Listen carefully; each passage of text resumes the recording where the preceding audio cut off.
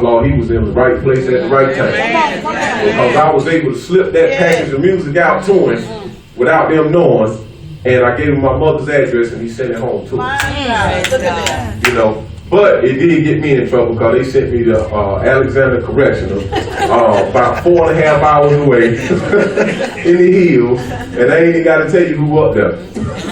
So he sent me up there with them. I'm gonna just say them, no disrespect anybody, but he sent me up there with them, and they do not play. If you ever want to see some real hard prison time, go to the mountains and do some time. That's where they used to send all the hard heads, the ones that didn't want to learn, you know, the ones that wanted to just be bad, didn't want to change, just want to stay bad. They sent them to the mountains and broke them every time. Everyone I've ever seen got broke when they went out there because they will break you. They will force you, you know, to tighten up. But anyway, he sent me out to the mountains because he had something else to reveal. But when he sent me out to the mountains, to Alexander Correctional, this was the very place that I needed to be because it forced me to go inside and pull out that negativity that I had so deeply rooted inside of me. That was the environment that I had that forced me to do that. Because I did not like that prison. That prison was very, very dangerous. That's the first place I've ever seen a man get stabbed in my life. Right in front of my eyes, a man got stabbed in the top of his head. But he revealed this to me. He had to show me things like this so that I could take an inward look at myself, because the road that I was going down, that I was driving down, was leading to things like that. I was going to forever be around things like that until I took my hands off the wheel and let him put his hands on the wheel. But he showed me certain things. And at Alexander Correctional, this is where I stopped gambling. This is where I stopped doing all negativity that I was doing. It happened here in 2008 in Alexander, in this very prison. This prison forced me to go inside myself and unroot that evil that I had inside of me.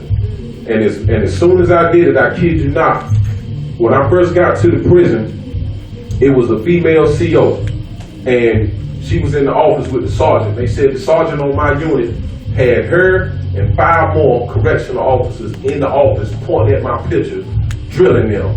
Watch this guy right here. You see this guy right here, this inmate right here? He's dangerous.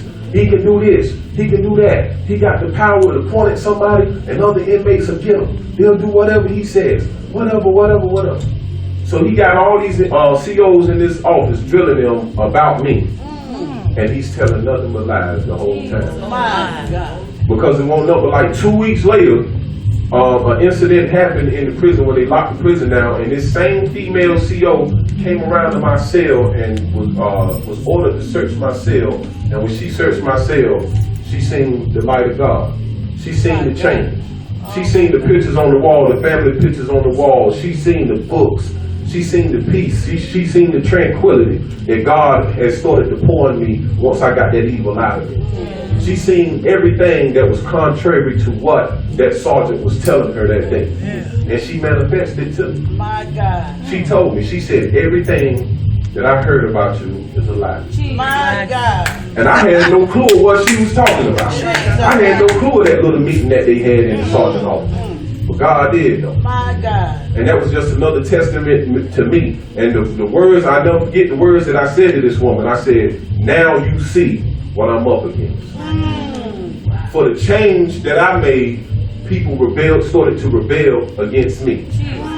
Other inmates around me that accepted me and embraced me for that foolishness started to fade away once I made a change within inside myself. Once I chose to change myself and they couldn't find the ability within themselves to change themselves, they started to fade away. God started to remove them from around me. Because in the good book, I don't know the exact word, but it says, be careful of the counsel that you keep. So that's the people that you keep around you. I was keeping the wrong counsel. But he put me in a position where I had to be my own counsel, just me and him. We had some by ourselves time. Come on. So in 2008, he brought me out of close custody and put me back in medium custody. But when he put me back in medium custody, he put me in the right place once again. He put me in Hornet Correctional. And while I was at Hornet Correctional, they was just developing a brand new barber school, a brand new barber program, state of the art. Never been done before in the history of North Carolina Penitentiary. No. The state board, the North Carolina State Board and the DOC prison system merged together and formed a program to rehabilitate inmates. And we was the first 20 chosen for this program. We was the pilot class, me and 19 other brothers. But the phenomenal thing about this is, by me coming straight out of maximum custody in the minimum custody, I didn't meet the requirements. I had to be in medium custody for at least a year in order to be qualified for this program. But guess who overrode that? I ain't even got to say who overrode that. I think the song y'all performed a while ago just sung that up. He worked it out, right? Yeah. So he worked it out. Yeah. But an assistant superintendent of another prison that I was housed at years before that called and vouched for me. My God, look at that. He called and vouched for me. And I'm going to tell y'all the truth. I've never wanted to be a baller. No. If I had to write out a list of the things that I wanted to be in life, barber would have been so far down on the list, it wouldn't even have been in consideration. I never wanted to be a teacher, an educator, because I never thought I had the ability. It never attracted me. But here I am today, and a barber instructor, a licensed barber instructor, and teach every day, 6 days a week. Yes, ma'am. The power of God.